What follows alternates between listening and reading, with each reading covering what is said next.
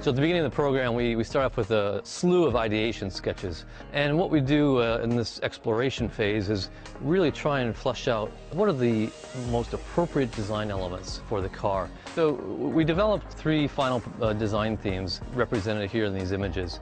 Ultimately, we went here with theme A, as this really represented perhaps more the brutal side of the three design themes. But there were elements of some of the other themes that really influenced the final design. Everything on this car is brand new. Every single part we designed, reinvented. There's a lot of key elements which we took and got inspired from our heritage. And there's certainly a bloodline running through the entire car. We talk about this punching out quality, this fist breaking through glass or punching through the wind. And the whole front end was really developed around this theme, and that's been a historical cue from Mustang since day one. You can see the dominant shark nose bite, which we actually took from our 64.5 and through the 69. You can see our headlights came much more forward, so I have this forward-facing look, and our nose is very proud.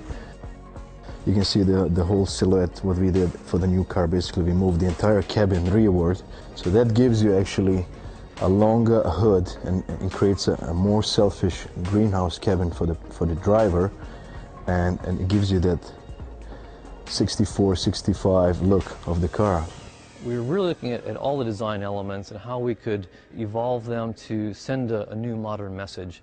And we ultimately ended up along this theme here with this, what we call a unified DLO graphic, which stands for daylight opening, i.e. the side glass. And once we came to this conclusion, it really helped to modernize the car and just bring it into a new dimension. It also helped to really set up a fastback profile for us. We made the rear track wider, pulled the haunch rear outboard, and then we made the backlight narrower, so in order to achieve that really wide fender, which gives you that muscle car look.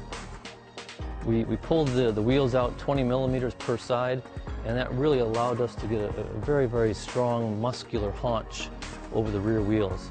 What we also said, we want to have a three-dimensional quality on this car. If you look at all the surfacing through the decklet, it's very three-dimensional.